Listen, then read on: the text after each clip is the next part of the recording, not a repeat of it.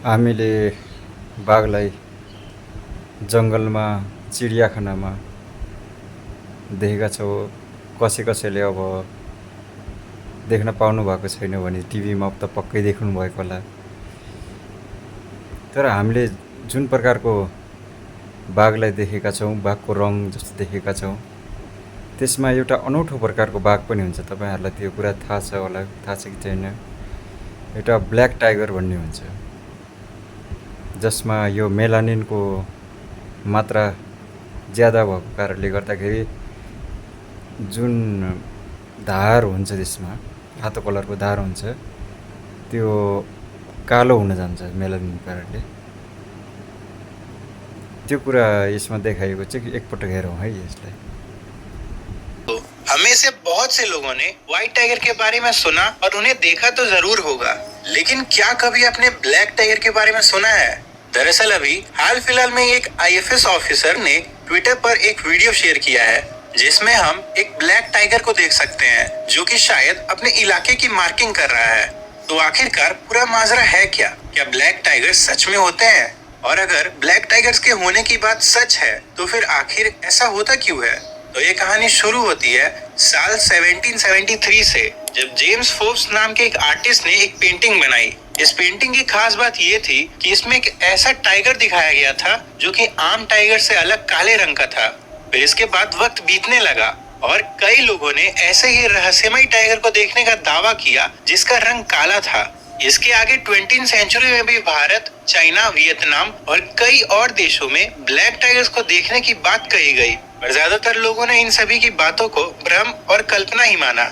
लेकिन फिर साल 1992 में दिल्ली में एक स्मगलर को पकड़ा गया, जिसके पास से एक ऐसे टाइगर की खाल बरामद की गई जिसका रंग काला था। पर इसके बाद भी बहुत से लोगों ने इस बात को नहीं माना कि कोई टाइगर काला भी हो सकता है। लेकिन फिर साल 2007 में कुछ बहुत ही खास देखा गया। दरअसल इस समय उड़ीसा के सिमलीपाल टाइगर रिजर्व के अंदर एक ब्लैक टाइगर को देखा गया, और इसके बाद तो पूरी दुनिया जान गई कि हाँ, ब्लैक टाइगर्स केवल किस्से और कहानियों में ही नहीं है, बल्कि ये तो असलियत में भी होते हैं। वैसे एक बात ये भी है कि आज तक जंगलों में जितने भी ब्लैक टाइगर्स को देखा गया है, वो सब के सब केवल सिमलीपाल में ही थे। यानी कि आज तक सिमलीपाल के जंगलों के अलावा और कहीं भी ब्लैक टाइगर्स को देखा नहीं गया है। हम अगर जू की बात करें तो चेन्नई के एरिग्नेस जू, भुवनेश्वर के नंदाकनन जू और रांची के भगवान बिसरा बायोलॉजिकल पार्क में भी ब्लैक टाइगर्स मौजूद हैं। वैसे ब्लैक टाइगर्स में ऐसा नहीं होता है कि उनका पूरा शरीर ही काला होता है, बस उनमें तो जो उनकी काली धारियां होती है वो बहुत ही गाढ़ी होती है। और जब भी कोई जानवर किसी म्यूटेशन की वजह से काले हो जाते हैं, जैसे कि ब्लैक पैंथर्स, तो हम इस चीज को मेलेनिज्म कहते हैं, क्योंकि ये काला रंग मेलेनिन नाम के एक पिगमेंट के ज्यादा होने की वजह से ही होता है। पर क्योंकि ब्लैक टाइगर्स पूरे तरह से काले नहीं होते हैं, तो इस चीज को हम स्यूडो मेलेनिज्म कहते हैं। तो अब हम ये तो समझ गए हैं कि ब्लैक टाइगर्स आम टाइगर्स ही होते हैं, और ये काला रंग इन्हें अपने शरीर में मेलेनिन के ज्यादा होने की वजह से मिलता है। लेकिन अब दूसरा सवाल तो ये आता है कि ब्लैक टाइगर्स केवल सिमलीपाल टाइगर रिजर्व में ही क्यों पाए जाते हैं?